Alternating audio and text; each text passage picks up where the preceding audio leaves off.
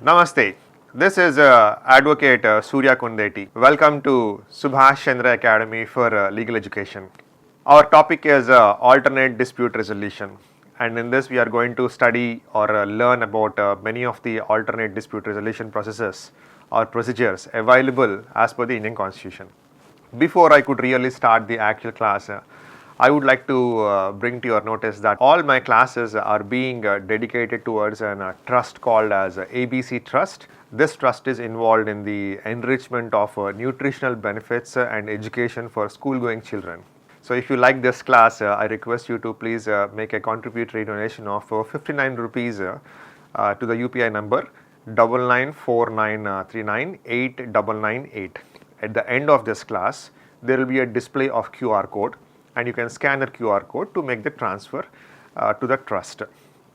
In addition, the most important point is please do subscribe to my channel, because your subscriptions are directly proportional to the encouragement I need to make more and more classes on the legal education. So I hope you will respect my request, and let's get into the class.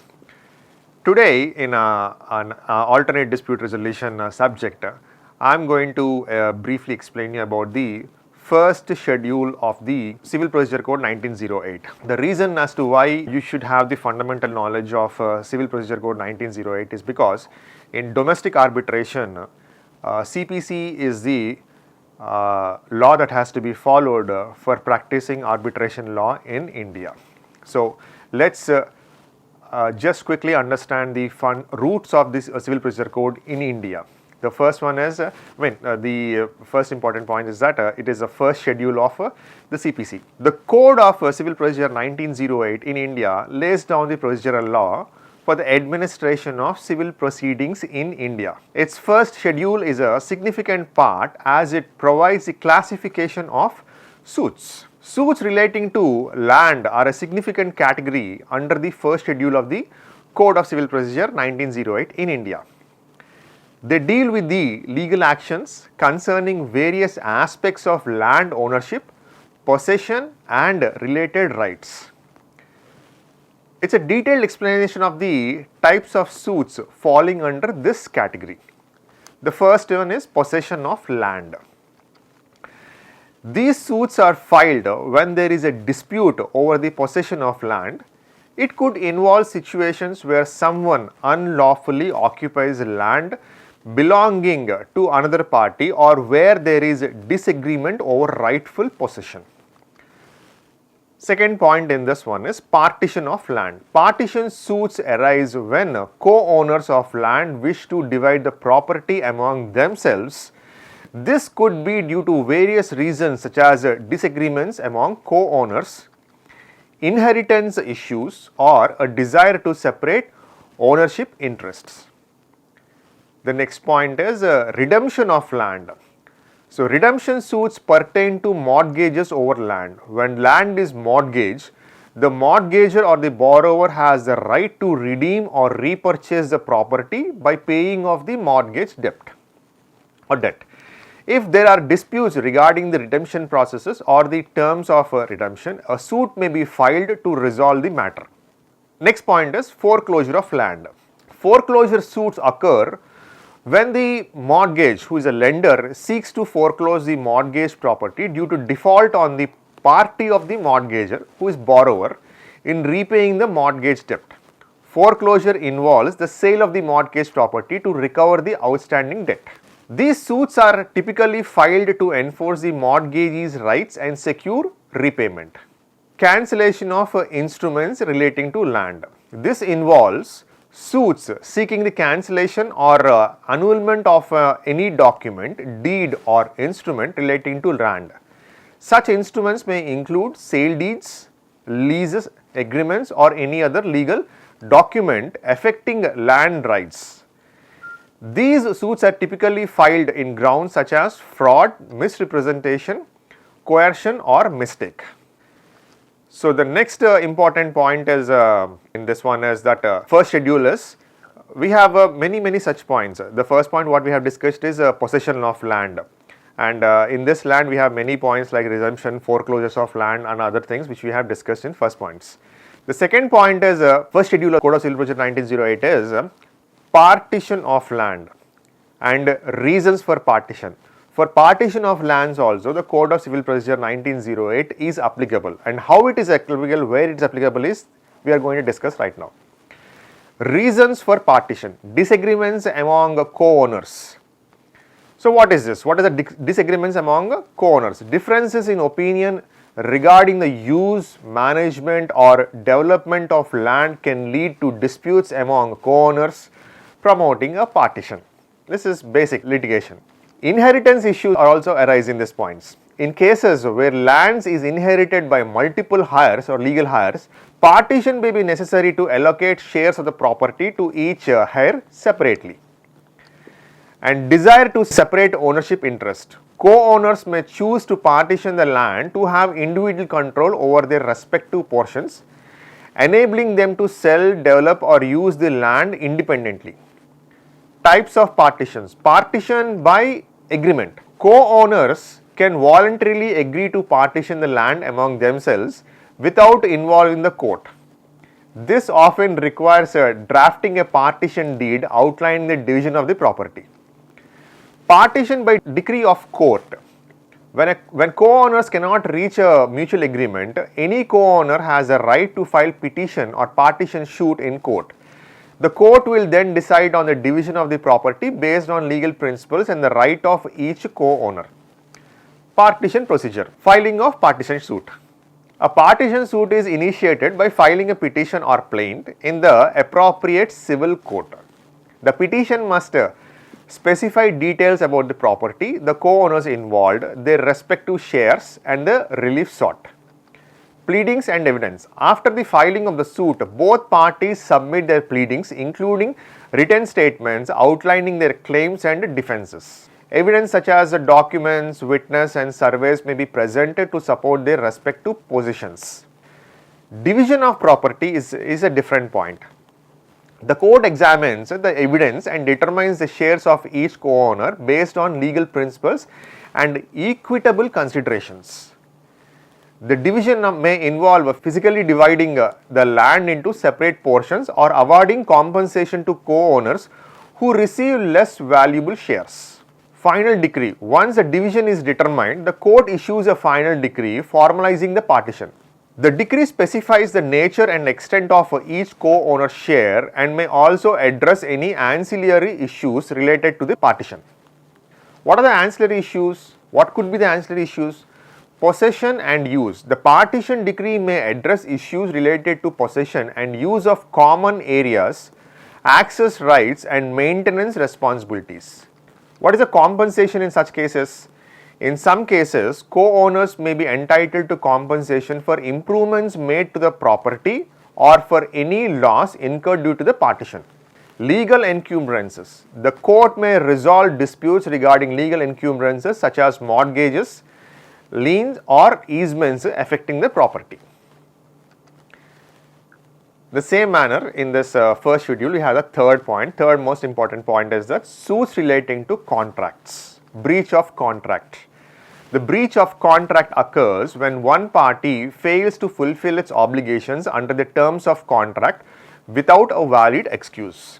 This could involve failure to perform on time, failure to perform according to agreed upon standards, or complete non-performance.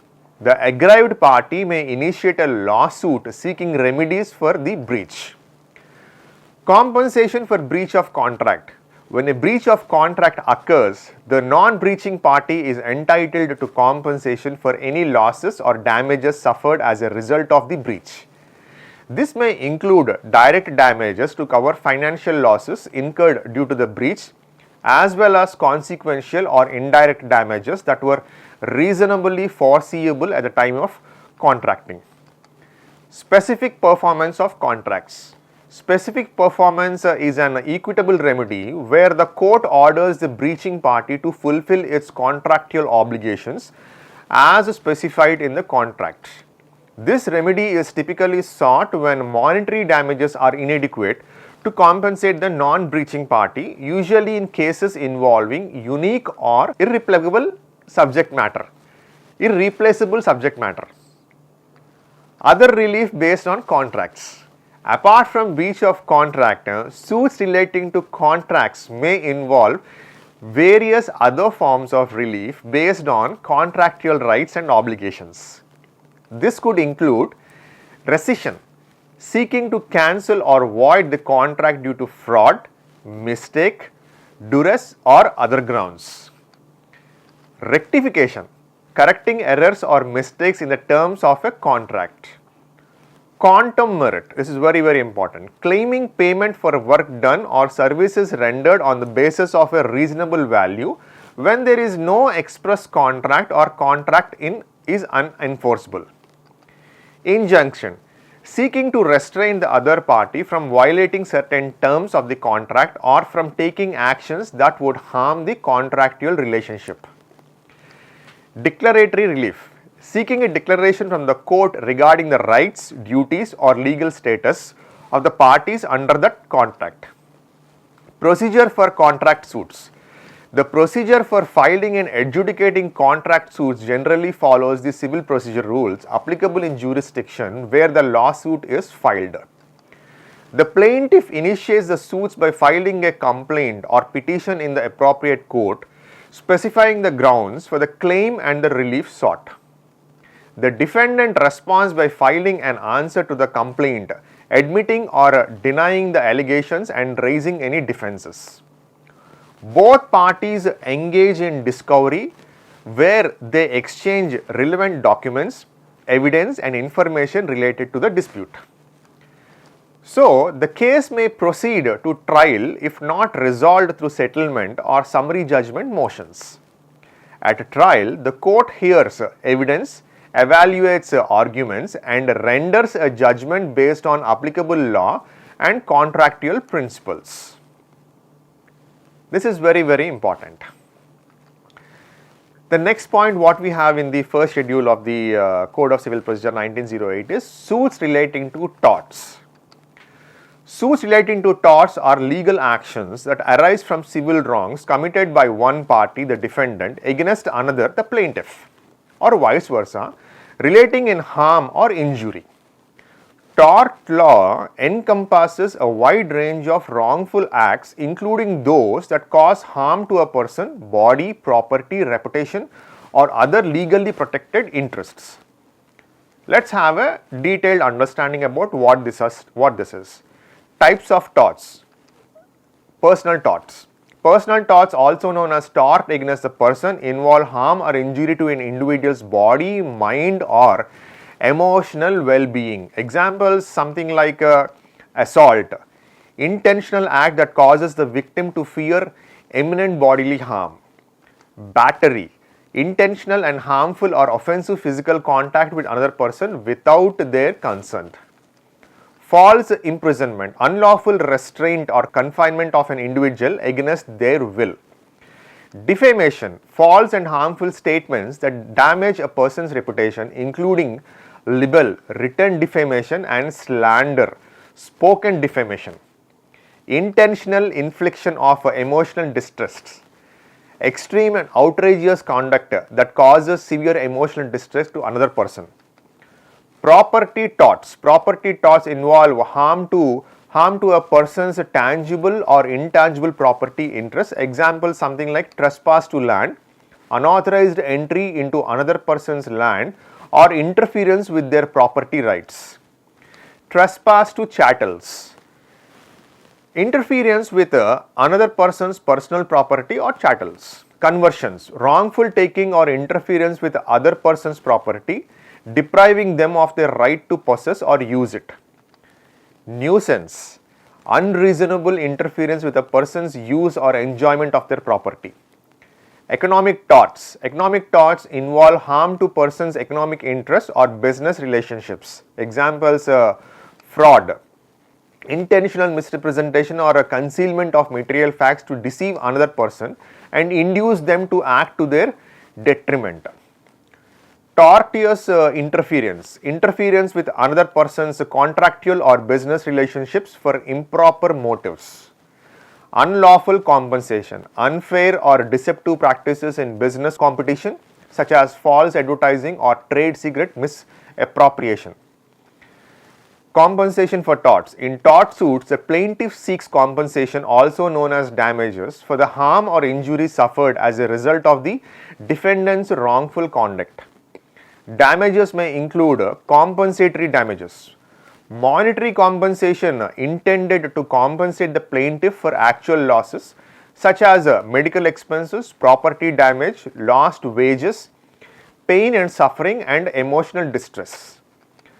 Punitive damages, additional damages awarded to punish the defendant for egregious conduct and deter similar behavior in the future. And nominal damages, token damages awarded when the plaintiff's injury is minimal or when no actual financial loss is proven, but the plaintiff's legal rights have been violated.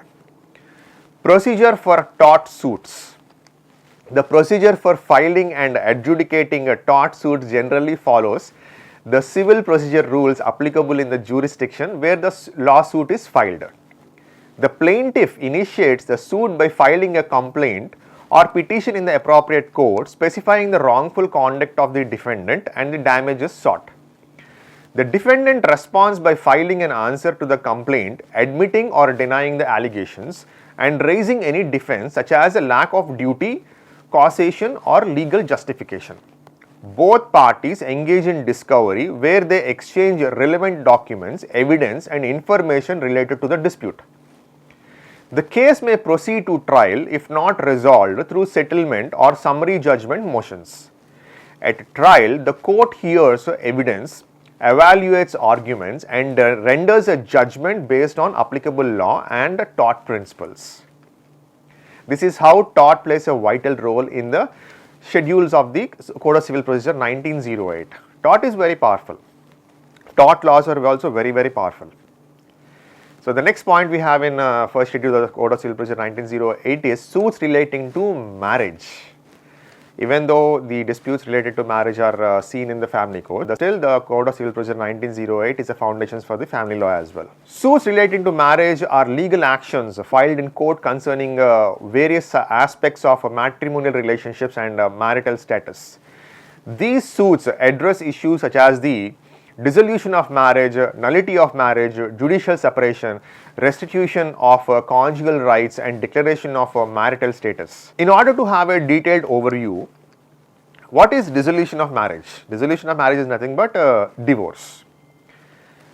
A suit for dissolution of marriage, commonly known as divorce, is initiated by one or both spouses seeking to legally terminate their marriage. Grounds for divorce can include adultery, which is the most common in many of the divorce cases, one spouse engaging in sexual relations outside the marriage.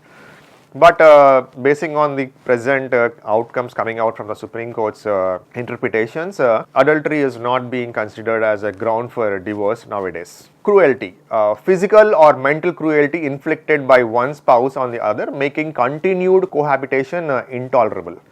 Desertion, one spouse abandoning the other without reasonable cause and intent to end the marriage. Mutual consent is a mutual divorce. Both parties agree to it and just sign the agreement in front of the judiciary. The divorce is granted. Both spouses mutually agreeing to divorce without allaying fault, typically after a period of separation.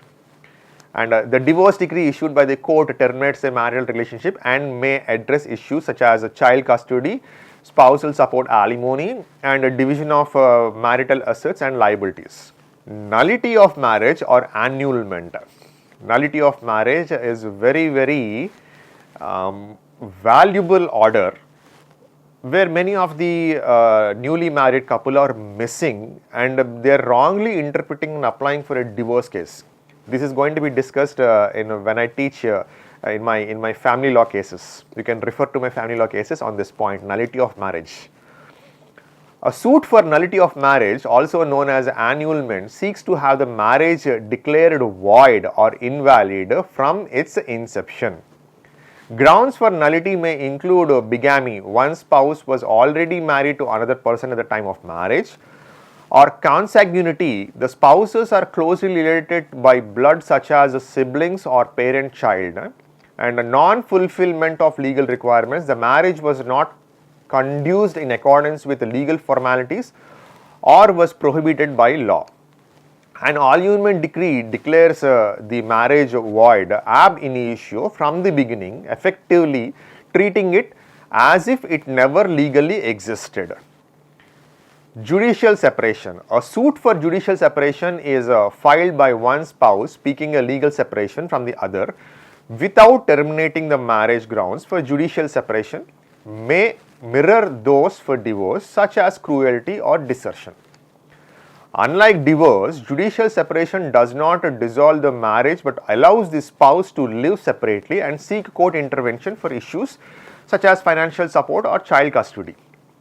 Restitution of conjugal rights. A suit for restitution of conjugal rights is filed by one spouse against the other, seeking to compel the defaulting spouse to resume marital cohabitation. This suit is based on the premise that marriage creates mutual rights and obligations, including the duty to cohabit. If the court grants restitution of conjugal rights, it orders the defaulting spouse to return to the marital home and live with the other spouse. Declaration of validity of marriage. The suit for declaration of validity of marriage is filed to seek a judicial determination regarding the validity or legality of the marriage. This may be necessary when there are doubts or disputes regarding the validity of the marriage ceremony, compliance with legal requirements, or issues such as fraud or coercion. Matrimonial status declaration. A suit for declaration of matrimonial status involves seeking of court declaration regarding the marital status of a person, such as whether they are married, divorced, or single. This may be necessary for legal purposes such as inheritance, property rights, or immigration. This is very, very important. The point we just discussed, the last fifth point related to marriages. And the next point in the first schedule is suits relating to immovable property. Suits relating to immovable property involve legal actions concerning various aspects of ownership, possession, and rights over real estate or land. These suits address issues such as possession, partition, and declaration of title to immovable property. Here is a detailed, let's have a detailed overview on this points. Suits and partitions or immovable property. Possession of immovable property. Suits for possession of immovable property are filed when there is a dispute over the right to occupy or possess land or real estate. This could involve situations where someone unlawfully occupies property belonging to another party or disputes regarding rightful possession. Partition of immovable property. Partition suits concerning immovable property arise when there are multiple co-owners of land or real estate and there is a need or desire to divide the property among them. This could be due to disagreements among co-owners, inheritance issues, or a desire to separate ownership interests. Declaration of title to immovable property. Suits for declaration of title to immovable property are filed to seek a judicial declaration regarding ownership rights or title to land or real estate. This may be necessary when there are disputes or doubts regarding the validity of title documents, boundaries, or rights over the property. Possession. Possession is a key issue in suits relating to immovable property.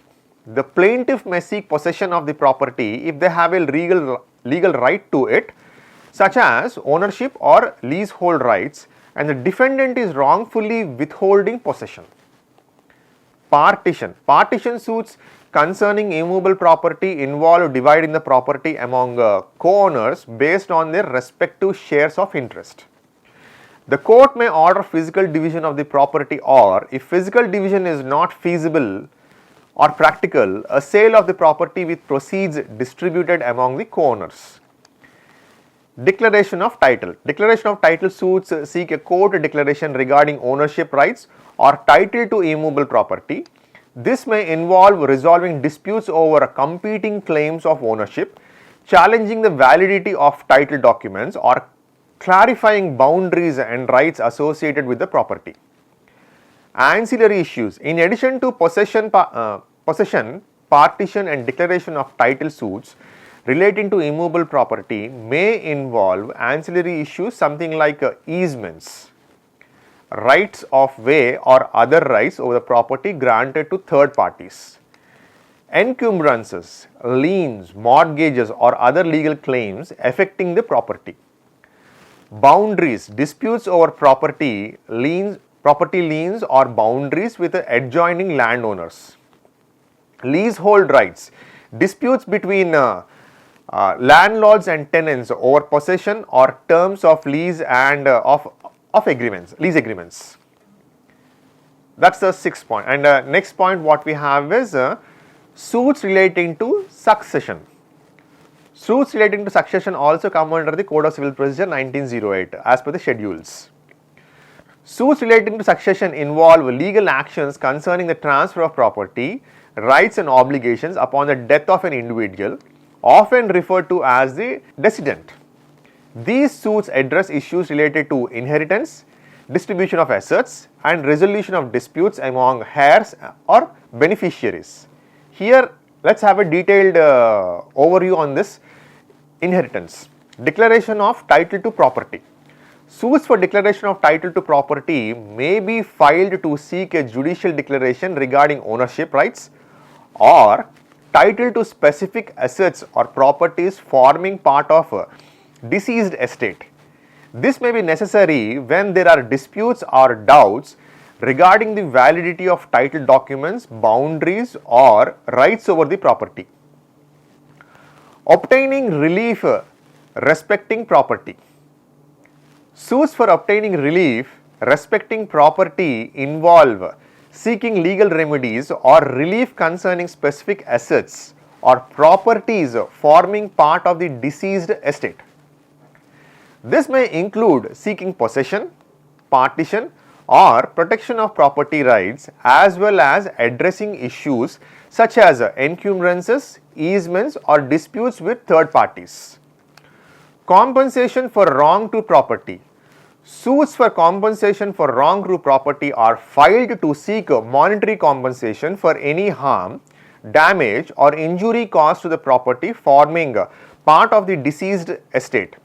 This could involve claims for damages resulting from trespass, conversion, negligence or other wrongful acts affecting the property.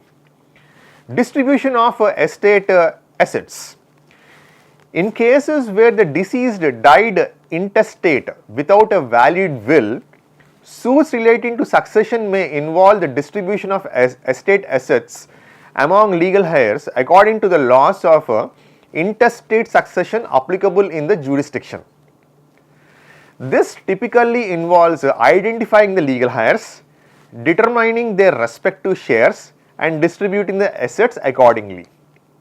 Probate and administration. In cases where the deceased left a valid will, suits relating to succession may involve the probate or administration of the estate.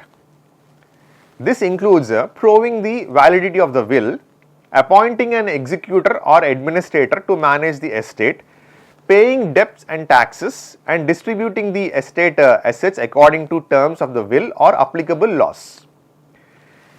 Challenges to testamentary instrument. Suits relating to succession may also involve challenges to testamentary instruments such as wills or trusts. This could include claims alleging lack of testamentary capacity, undue influence, fraud or improper execution of the testamentary document.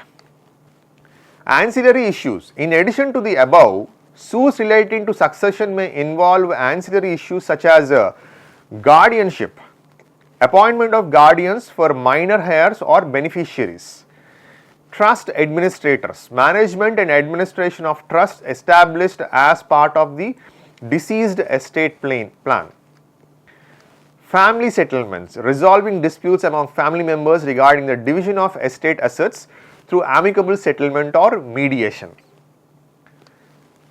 And the next point we have in the first schedule is suits relating to trust and charities. Suits relating to trusts and charities involve legal actions concerning the establishment, execution, administration and enforcement of trusts, as well as matters related to charitable organizations and their activities. These suits address various issues related to management, distribution and protection of trust assets, as well as the fulfillment of charitable purposes. Here is let's have a detailed overview on this point. Trusts. Execution of trusts. Suits for the execution of trust may be filed to ensure that the terms and the provisions of a trust instrument are properly carried out and implemented. This may involve seeking court approval for the appointment of trustees, interpretation of trust terms or resolution of ambiguities in the trust instrument. Administration of trusts. Suits for the administration of trust involve legal actions concerning the management, investment and distribution of trust assets. This may include resolving disputes among trustees, beneficiaries or third parties, as well as addressing issues related to accounting, reporting or breach of fiduciary duties by trustees. And suits against trustees. Suits against trustees may be filed by beneficiaries or other interested parties to seek remedies for breach of trust, negligence, misconduct or other wrongful acts or omissions committed by the trustees. This could involve claims for removal of trustees, surcharge, indemnification or other equitable relief.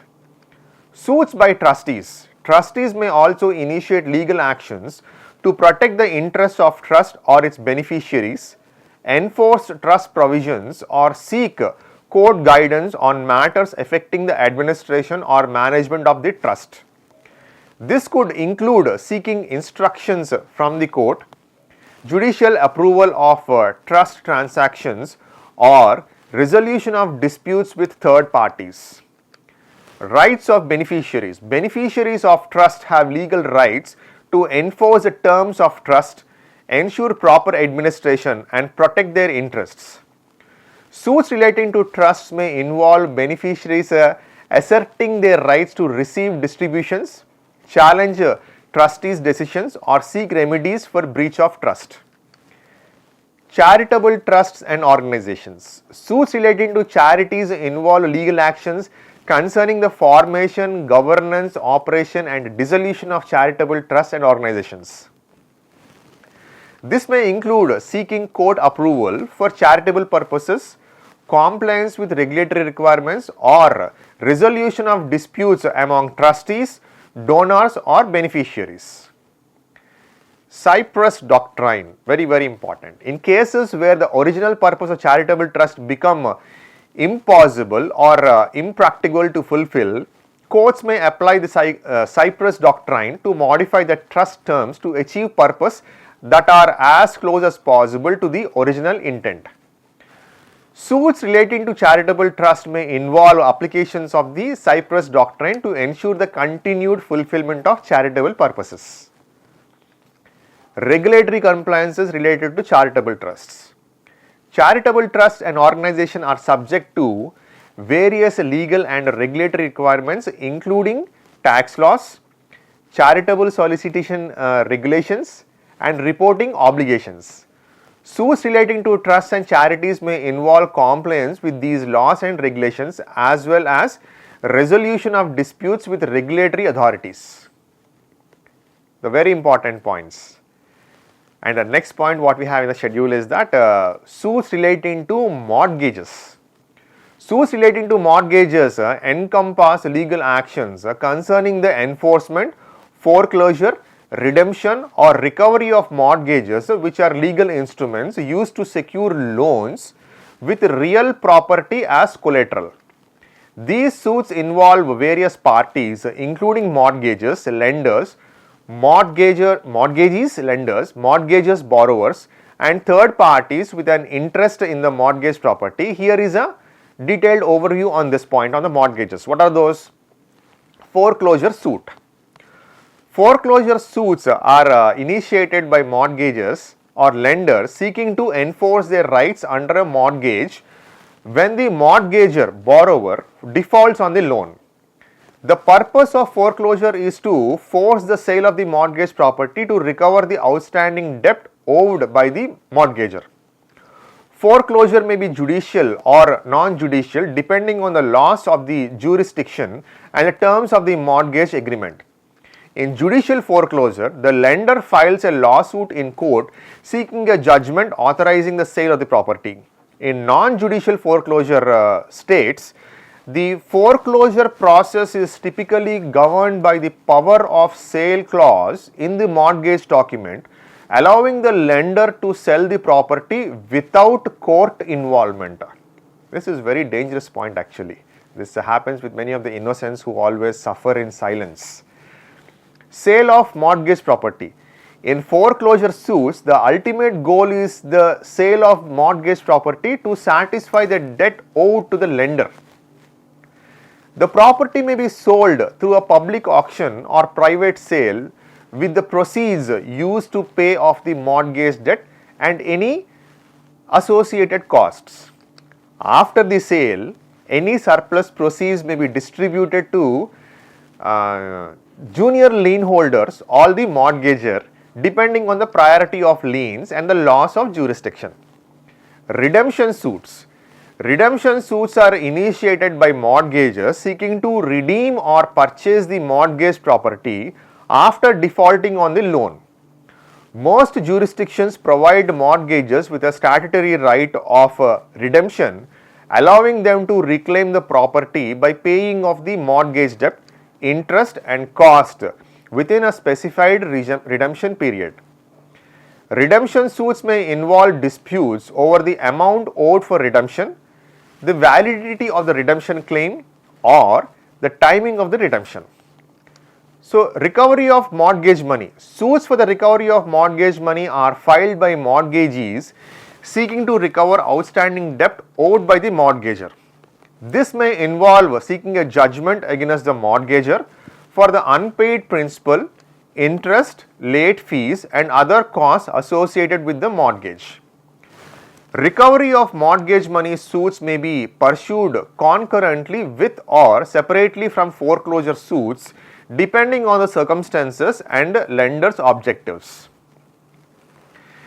Deficiency judgments also can be sued. In cases where the sale of a mortgage property does not fully satisfy the debt owed to the lender may seek a deficiency judgment against the mortgagor for the remaining balance. Deficiency judgments allow lenders to pursue the mortgage's other assets to satisfy the debt. The availability of deficiency judgments and the procedures for obtaining them vary by jurisdiction and may be subject to legal limitations or restrictions. In most of the cases, deficiency judgments may not be in favor of the person who is lending the loan. Legal proceedings and defenses.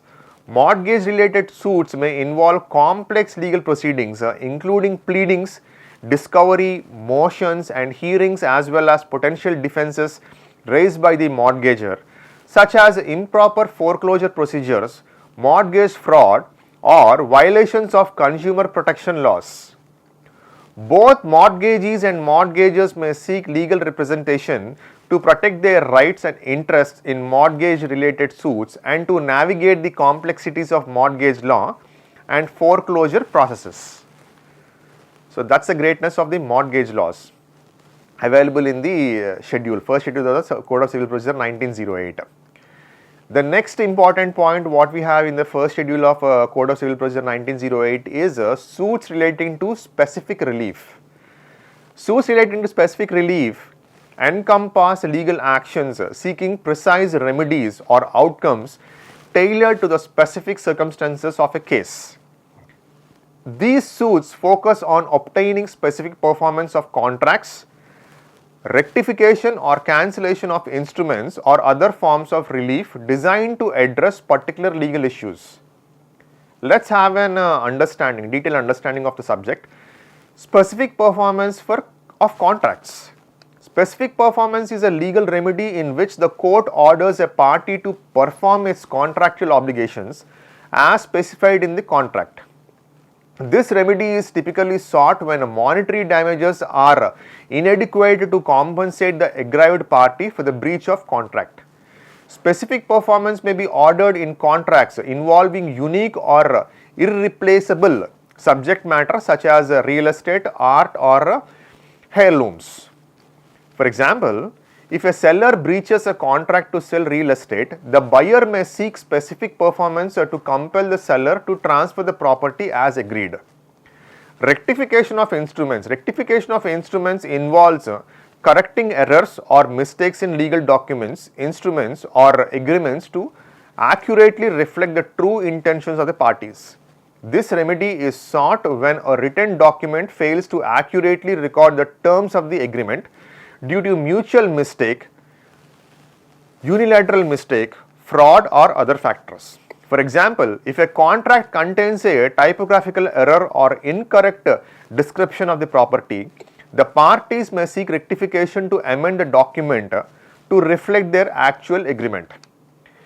Cancellation of instruments. Cancellation of instruments involves nullifying or voiding legal documents, instruments, or agreements due to fraud, mistake, duress, undue influence, or other grounds.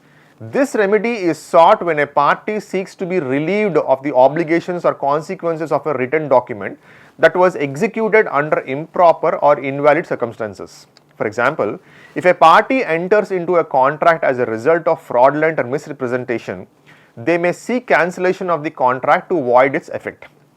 Other forms of specific relief. Suits relating to specific relief may involve seeking other forms of precise remedies tailored to the specific circumstances of the case. This could include injunctions. Court orders restraining a party from engaging in certain actions or requiring them to perform specific actions to prevent irreparable harm or enforce legal rights.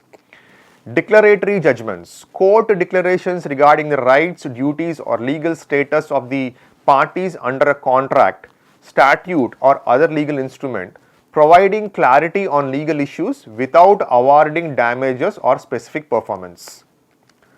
Quantum merit. Claims for payment for work done or services rendered on the basis of a reasonable value when there is no express contract or the contract is unenforceable. Procedure for specific relief suits. The procedure for filing and adjudicating specific relief suits generally follows the civil procedure rules applicable in jurisdiction where the lawsuit is filed. The plaintiff initiates the suit by filing a complaint or petition in the appropriate court, specifying the grounds for the claim and the specific relief sought. The defendant responds by filing an answer to the complainant admitting or denying the allegations and raising any defenses. Both parties engage in a discovery where they exchange relevant documents, evidence, and information related to the dispute. The case may proceed to trial if not resolved through settlement or summary judgment motions. At trial, the court hears evidence, evaluates arguments, and renders a judgment based on applicable law and equitable principles. This is also very important that we had in this one, in this first schedule. Suits relating to partnership. Suits relating to partnerships involve legal actions concerning disputes, rights, and obligations arising within partnerships, as well as disputes involving partnerships and third parties. These suits may involve issues such as a breach of partnership agreements, disputes over partnership assets, dissolution of partnerships, or disputes with third parties involving partnership interests. Here is, let's have a detailed overview on this point. Suits between partners. Suits between partners involve legal actions filed by one partner against another partner or multiple partners within the same partnership. These suits may arise from disagreements over partnership management, decision making, profit distribution, or breach of fiduciary duties. Common issues in suits between partners include allegations of fraud, misrepresentation, embezzlement, diversion of partnership assets, or failure to contribute capital or fulfill partnership obligations.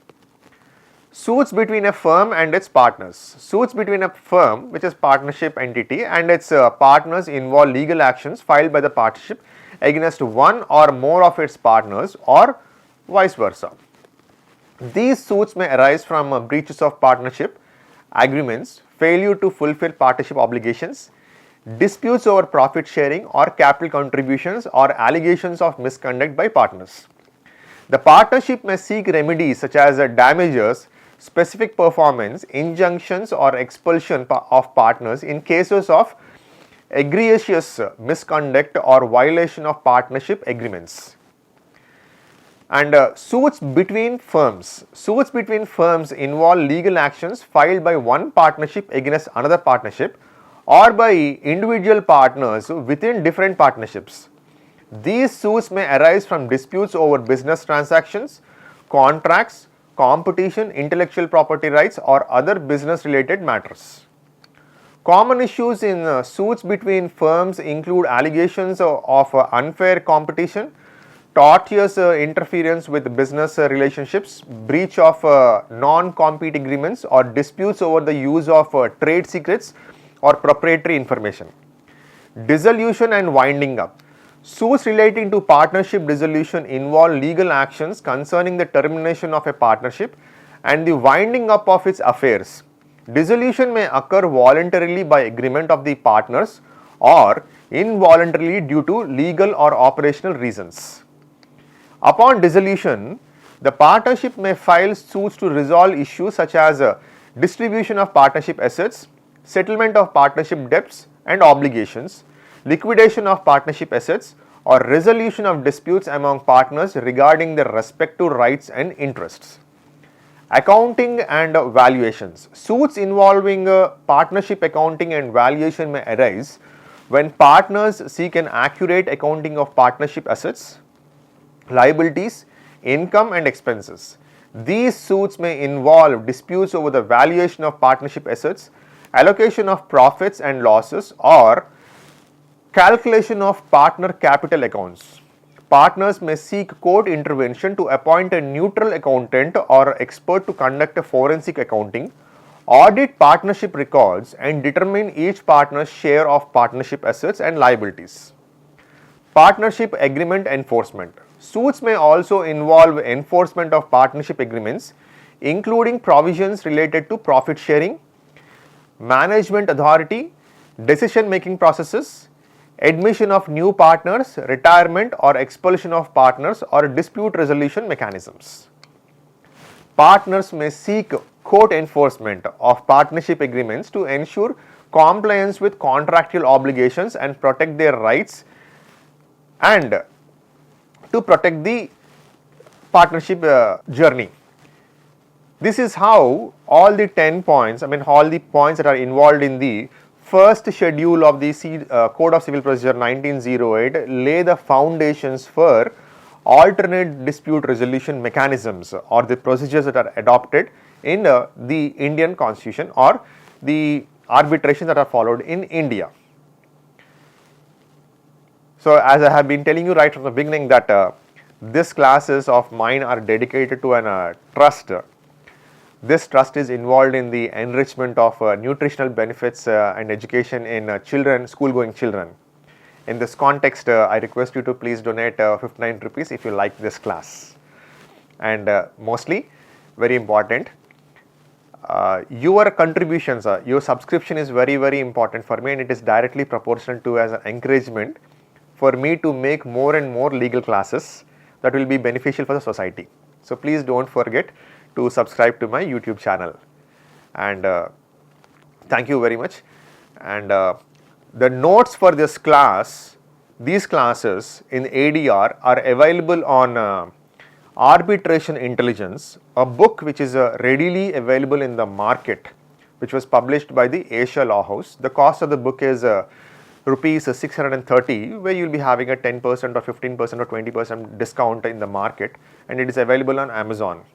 So, if you are looking for the notes on these classes, you can buy that book.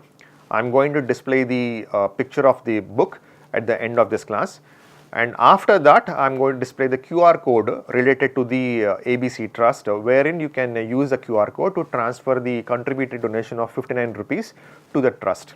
The UPI number is 994939 8998. Thank you very much. Namaste.